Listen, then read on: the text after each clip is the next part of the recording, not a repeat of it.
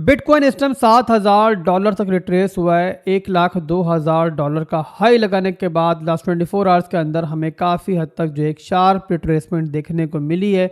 और इसके साथ दोस्तों जाहिर सी बात है, मार्केट का किंग है बिटकॉइन, ओल्ड कॉइन्स के अब्बू जी हैं। तो जब अब्बू जी नीचे आए हैं तो ओल्ड कॉइन्स भी साथ जो है ना अपने फादर को फॉलो करते हुए नीचे आए हैं। और इसी रीज़न की वजह से इस टाइम हमें पूरी मार्केट जो है रेड रेड दिखाई दे रही है। तो यहाँ पे मेरे भाइयों वीडियो को आगे बढ़ाएंगे, आपको टेक्निकल जो फंडामेंटल रीजंस हैं इसके पीछे वो बताएंगे और यहाँ पे क्या करना चाहिए आपको, और आगे हम क्या देखने वाले हैं वो सारी चीज़ें इस वीडियो में डिस्कस करेंगे। बट वीडियो को आगे बढ़ाने से पहले सबसे पहले जो है आपने घबराना नहीं है, आप लोगों ने यहाँ पे पैनिक नहीं करना है। तो यहाँ वीडियो को आगे बढ़ाते हैं और ट्राई करते हैं कि इंशाल्लाह आपके जो माइंड में सवालात हैं इस टाइम उन सब के जवाब भी मिलें आपको, और ओवरऑल इस time technical fundamental proper analysis भी मार्केट का आपको मिल जाए। तो यहाँ सबसे पहले डिस्कस करते हैं कि आखिर कल के दिन में क्या फंडामेंटल रीज़न था और क्यों आखिर मार्केट एकदम से रिट्रेस हुई, जबकि हमारा $1,02,000 का एरिया रिटेस्ट हो रहा था। और वो एरिया टेक्निकली कितना इंपॉर्टेंट था उस बारे में लास्ट वीडियो में मैंने आपको एक्सप्लेन किया था, बट यहाँ पे दोबारा मैं चार्ट्स पे आपको दिखाऊंगा आगे चल के, तो आपको टेक्निकली भी समझ में आएगा। इस टाइम हम डिस्कस कर रहे हैं कि फंडामेंटल रीजन क्या था। तो यहाँ पर दोस्तों डोनाल्ड ट्रंप जो कि इस टाइम क्रिप्टो मार्केट के लिए बड़े खास बंदे बने हुए हैं और जो बात वो करते हैं मार्केट पे डायरेक्टली असरअंदाज होती है। जो बात वो करते हैं लोग उसको बड़े गौर से सुनते हैं और फौरी तौर पर जाहिर सी बात है मार्केट उस पर रिएक्ट करती है।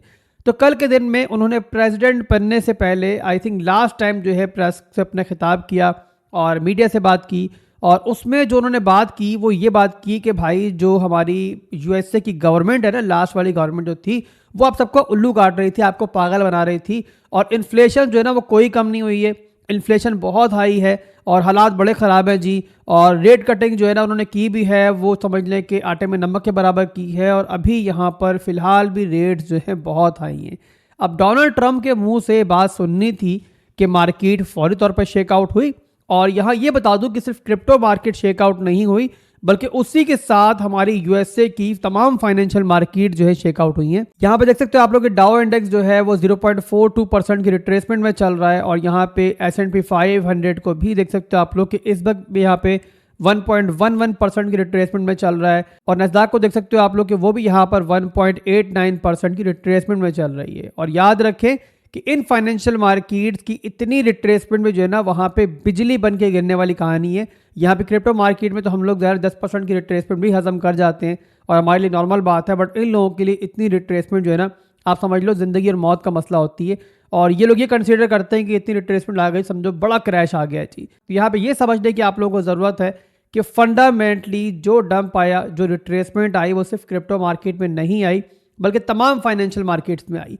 बट मज़े की बात यह है कि डोनाल्ड ट्रंप है, अगली ही सांस के अंदर उन्होंने बिल्कुल एक अलग बात भी कर दी, और उसके बाद उन्होंने ये बताया कि भाई जब मैं आऊँगा ना तो सब अच्छा कर दूंगा, मैं आऊँगा तो रेट कटिंग भी मज़ीद करूँगा, मैं आऊँगा तो इन्फ्लेशन भी कम करूँगा, और जब मैं आऊँगा तो दूध की नहरें बहना स्टार्ट हो जाएंगी। यानी ऐसी सी बातें उन्होंने बाद में कर दी।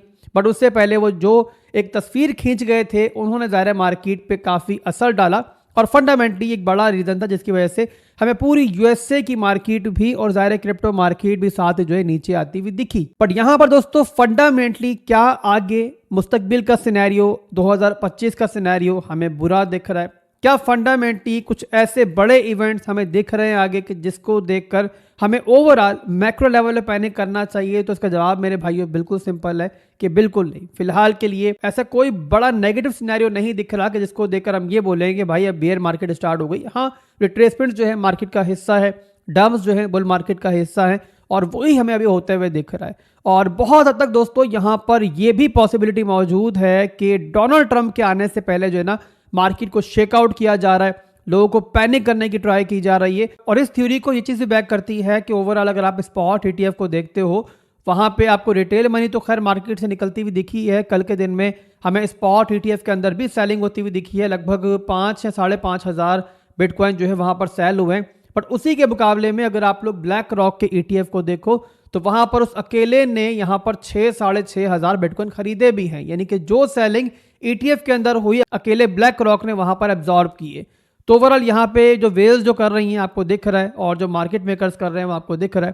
तो यहाँ बहरहाल दोस्तों मार्केट अब ओपन हुई थी नए साल के बाद, और इसके अलावा ज़ाहिर है नया नया डेटा सामने आ रहा है, मार्केट एक रिस्पॉन्ड तो कर रही है। तो ये ओवरऑल दोस्तों फंडामेंटल सिनेरियो था मार्केट का जो इस टाइम चल रहा है। इसके बाद अब चलते हैं हम लोग बिटकॉइन के चार्ट के ऊपर, और वहां पर देखते हैं कि जो मार्केट का किंग है, क्रिप्टो मार्केट का किंग है, आखिर उसे यहाँ पर हुआ क्या। टेक्निकली बात करेंगे यहाँ पर, फंडामेंटली तो बात हम लोगों ने ऑलरेडी कर ली है। तो यहाँ सबसे पहले दोस्तों कुछ लेवल्स मार्क किए हैं जो लास्ट वीडियोस के अंदर हमने डिस्कस भी किए थे। एक लेवल था हमारा $1,00,000 का ये वाला एरिया, ये था हमारा स्ट्रक्चर का रेजिस्टेंस एरिया। जो स्ट्रक्चर हमारा प्रीवियसली नीचे की तरफ चल रहा था, ये देख सकते हो आप लोग, यहाँ पर हमारा स्ट्रक्चर ब्रेक हुआ था, उसके बाद एक लो बना, फिर हाई बना, फिर लो बना, और तो ये बना हमारा एक स्ट्रक्चरल रेजिस्टेंस एरिया जो बिटकॉइन के लिए काफ़ी इंपॉर्टेंट था।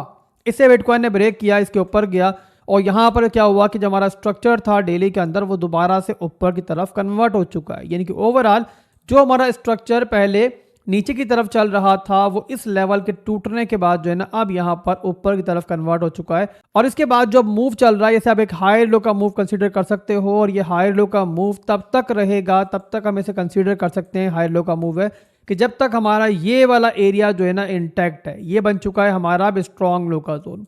तो स्ट्रक्चरली तो बिटकॉइन ने यहाँ पर इस पंप के दरमियान जो हमें आता हुआ दिखा लास्ट डेज के अंदर अपना स्ट्रक्चर ब्रेक किया।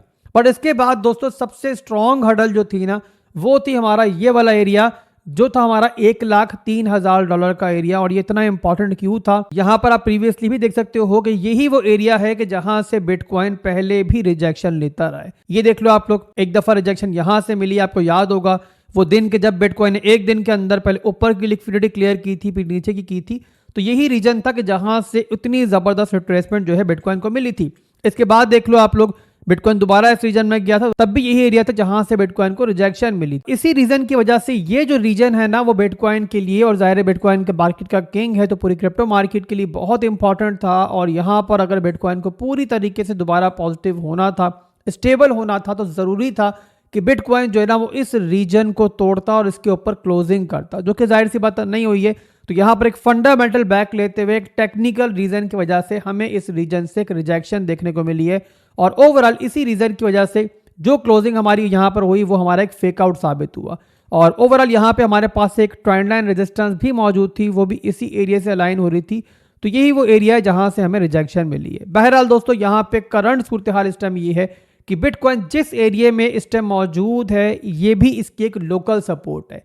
ये बनता है हमारा 94,000 से लेके 95,000 का रीजन, कि प्रीवियसली यहाँ पर जब भी हमें इस रीजन से रिजेक्शन मिली है, इसी रीजन ने, इसी सपोर्ट जोन ने प्रीवियसली हमें एक सहारा दिया है जब बिटकॉइन का एक ट्रेंड जो है वो ऊपर की तरफ था। यहाँ पे देख लो सपोर्ट मिलती रही है, यहाँ पे देख लो सपोर्ट मिली है, बट यहाँ पर जब ये एरिया ब्रेक हुआ तो फिर उसके बाद हमने देखा कि बिटकॉइन जो है ना डायरेक्टली नीचे गया अपनी स्ट्रॉन्ग सपोर्ट की तरफ, जो कि बनती है हमारी 90,000 से लेके 88,000 तक की, जो कि पूरी तरीके से अभी तक रिटेस्ट नहीं हुई है। बट बहरहाल बिटकॉइन के लिए सबसे स्ट्रॉन्ग सपोर्ट जो है वो यही है। और लास्ट वीडियोस के अंदर जब बिटकॉइन इस एरिया में आ रहा था तब भी मैंने समझाया था कि ये 88,000 का जो रीजन है ना, ये ओवरऑल इस पूरे मार्केट के स्ट्रक्चर के लिए बड़ा इंपॉर्टेंट है। तो ओवरऑल दोस्तों लुबे लुबाव इस टाइम बात का ये है, मॉरल ऑफ द स्टोरी ये है कि बिटकॉइन अपनी एक लोकल सपोर्ट पे मौजूद है, और इसके बाद जो स्ट्रॉन्ग सपोर्ट है बिटकॉइन की वो ये वाला एरिया है हमारा 88,000 का एरिया। फिलहाल के लिए बिटकॉइन अपनी लोकल सपोर्ट में मौजूद है, बट बिटकॉइन का नीचे आके इस लेवल तक भी आता है कोई टेंशन नहीं है। इवन मैं कहता हूँ कि इसके नीचे विक भी लग जाती है ना तब भी कोई टेंशन नहीं है। इवन यहाँ पे जो मजीद लिक्विडिटी हमारी वो क्लियर हो जाएगी, बस यहाँ पे जो क्लोजिंग है डेली और वीकली की वो यहाँ पर इस लेवल से नीचे नहीं होनी चाहिए। अगर वो होती है फिर थोड़ी सी परेशानी की बात होगी, बट बहरहाल इस लेवल के नीचे क्लोजिंग अगर नहीं होती है तो ओवरऑल हम यही एक्सपेक्ट करेंगे कि कमिंग मंथ्स के अंदर बड़ी जल्दी जो है ना मार्केट फिर सारे स्क्रैच को, सारे रिट्रेसमेंट को एब्जॉर्ब भी कर जाएगी, और जो आपको 30-35 दिनों के अंदर रिट्रेसमेंट मिली है ऑल्ट कॉइन्स के अंदर वो भी इंशाल्लाह सारी की सारी एब्जॉर्ब हो जाएगी। याद रखें कि ऑल्ट कॉइन्स जो है ना मार्केट के एक ऐसे एसेट हैं जो बड़े जो है ना यहाँ पे सेंसिटिव होते हैं।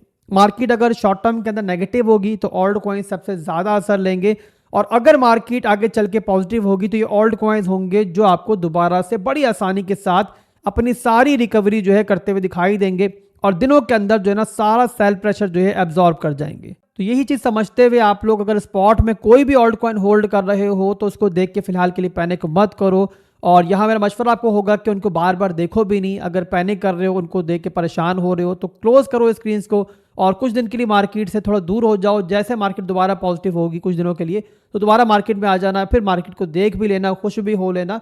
बट अगर अभी आप लोग बार बार अपनी स्क्रीन्स को देखोगे, बार बार अपने पोर्टफोलियो को देखोगे तो ना सिर्फ के पैनिक होगे बल्कि यहाँ पर बड़ी बड़ी मिस्टेक्स भी करोगे। इसके बाद चलूंगा बिटकॉइन डोमिनेंस की तरफ, छोटा सा एनालिसिस मैं उसका करूंगा, उसके बाद वीडियो क्लोज करना चाह रहा हूँ। मैं चाह रहा हूँ वीडियो छोटी रहे ताकि फौरी तौर पे आप तक पहुंचे। इसके बाद इंशाल्लाह रात में एक लाइव सेशन भी करना चाह रहा हूँ मैं, ताकि जो ऑल्ट कॉइन्स आप लोग होल्ड कर रहे हो उनको देख लें, उनको डिस्कस कर लें। इससे थोड़ा सा आपको राहत का सांस भी मिलेगा और आपको अपने ऑल्ट कॉइन्स के बारे में थोड़ा सा क्लियर भी हो जाएगा क्या चल रहा है उनके अंदर।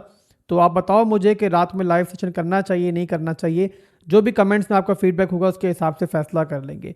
तो बहरहाल दोस्तों, बिटकॉइन डोमिनेंस का चार्ट मैंने ओपन किया हुआ है और वीकली के अंदर तो खैर मैं पहले भी बार बार आपको बता चुका हूं, और जाहिर सी बात है मैक्रो लेवल के मामला जो है वो दिनों में नहीं बदलते हैं। तो यहाँ पे जो पहले चल रहा था वही अभी भी चल रहा है, यानी कि स्ट्रक्चर जो है वीकली का फिलहाल भी टूटा हुआ है। एक हाई बना था, लो बना था, अब यहाँ पे एक शॉर्ट टर्म का बाउंस आ रहा है और इसके बारे में मैंने मेरा ख्याल लास्ट वीडियो में आपको बताया भी था कि यहाँ पर एक हमारी छोटी सी लोकल सपोर्ट मौजूद है।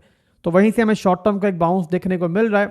ओवरऑल चार्ट को कन्वर्ट करें अगर हम लोग डेली के अंदर तो वहाँ पर भी दिखेगा हमें कि यहाँ पर हमारी जो है ना एक लोकल सपोर्ट है, जहाँ से इस टाइम जो है ना हमें बाउंस बैक देखने को मिल रहा है। बट मोस्ट प्रॉब्ली ये बाउंस बैक जो है ये शॉर्ट टर्म का ही बाउंस बैक होगा और ओवरऑल वीकली के अंदर जो हमारा स्ट्रक्चर टूटा हुआ है इसको फर्क नहीं पड़ेगा। तो अभी के लिए बिटकॉइन डोमिनेंस को देखकर ज़्यादा परेशान होने की ज़रूरत नहीं है। फिलहाल के लिए बस इतना ही था और फिर मिलेंगे इंशाल्लाह बहुत जल्द एक नई वीडियो के साथ। दुआ में याद रखिएगा। अल्लाह हाफिज़।